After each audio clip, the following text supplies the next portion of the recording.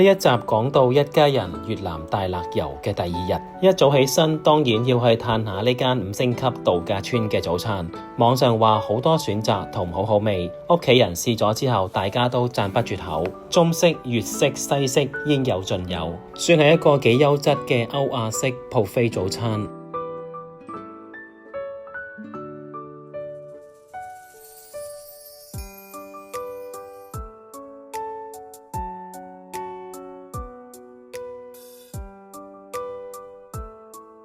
食完早餐就去今日第一個景點，叫做大叻花高原 Cao Nguyên Hoa Đà Lạt。呢個地方最出名就係玩賽車，25萬越南盾嘅飛可以玩2程。第一程嘅賽道比較簡單，基本平滑款，等大家熟習下點樣開車。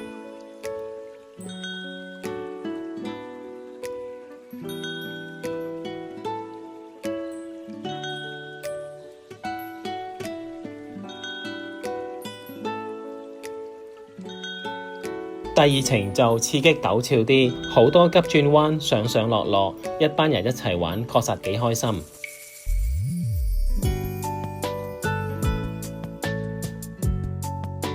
玩完第一程，大家可以欣賞下高原歌舞表演，再玩第2程。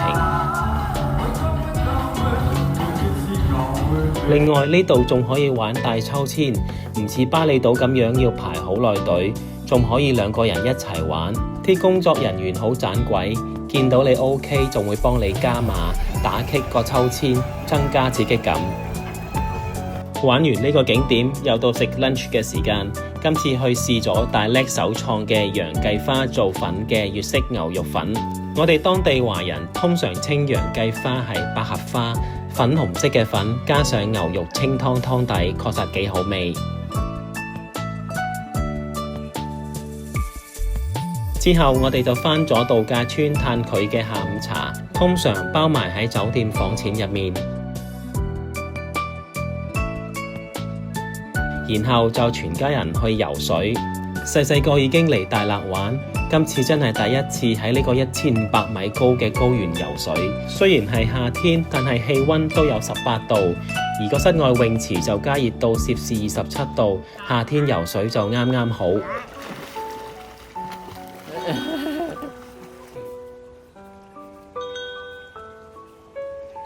玩咗個零鐘，我哋就返房，用一用下佢嘅浴缸，浸下熱水，成個人即刻放鬆晒。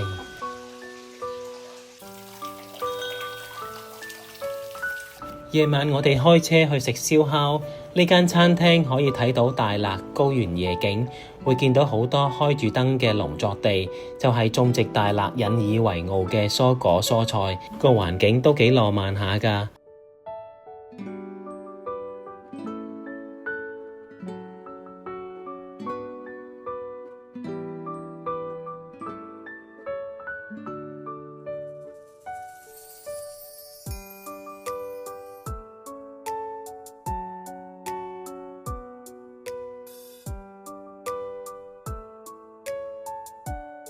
食完晚飯，我哋就下一場去食街邊檔宵夜。突然間發現，我哋呢一個 family trip 可以講係一個 food trip 嚟嘅，除咗食都係食。今晚家姐就帶我哋去食大勒烤米子，天氣凍凍地，坐喺炭爐邊食烤米子，飲熱芋頭奶，落住微微雨，真係幾溫馨浪漫㗎。